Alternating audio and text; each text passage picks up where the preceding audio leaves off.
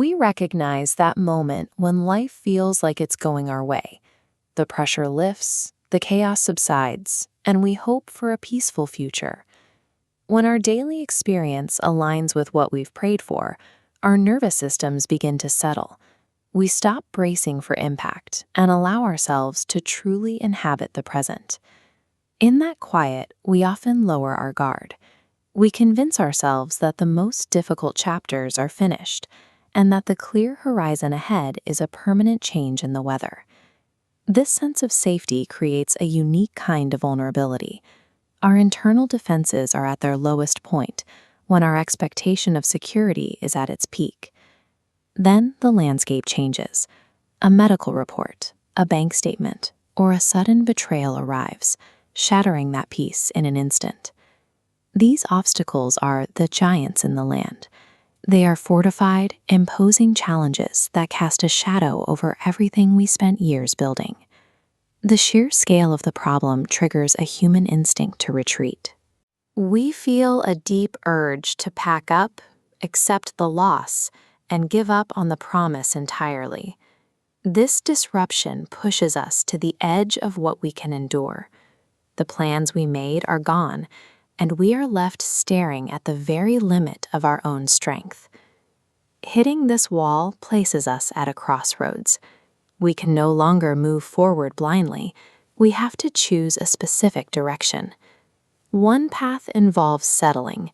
We accept the discouragement, decide our progress stops here, in the shadow of the giant.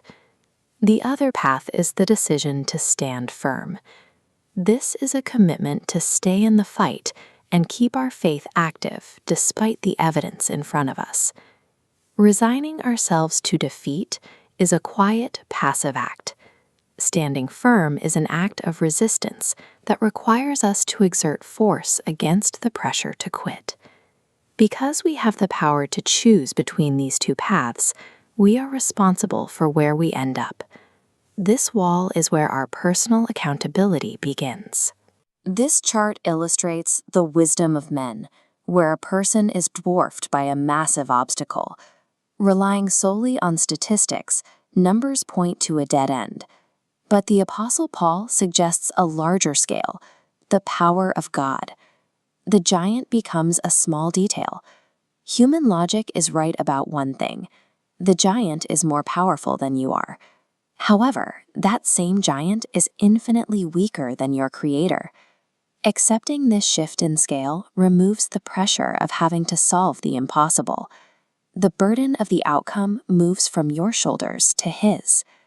Faith accepts the reality of the giant while recognizing the superior reality of God's power. One fact remains true, but the other fact is larger. Standing firm is a practical discipline. Your fear might still be present, and your hands might still shake, but your feet stay planted. This requires endurance because giants rarely disappear in a day. You have to be willing to hold your ground when the breakthrough hasn't arrived yet. You can feel terrified and still refuse to let that terror make your decisions. There is a gap between your emotions and your actions. True courage is the refusal to give up territory. Even in the middle of the dark, you decide that you are not going back. You have a specific role, doing the next right thing. God handles the final outcome. Surrender the timeline. Instead of forcing a resolution, trust that the solution is moving on a schedule you can't see. Eventually, the obstacle begins to give way. The pressure of standing firm in faith creates a moment where the massive pillar cracks and shatters. Aligning yourself with divine power shifts the weight of the fight. Stand your ground and watch the giants fall.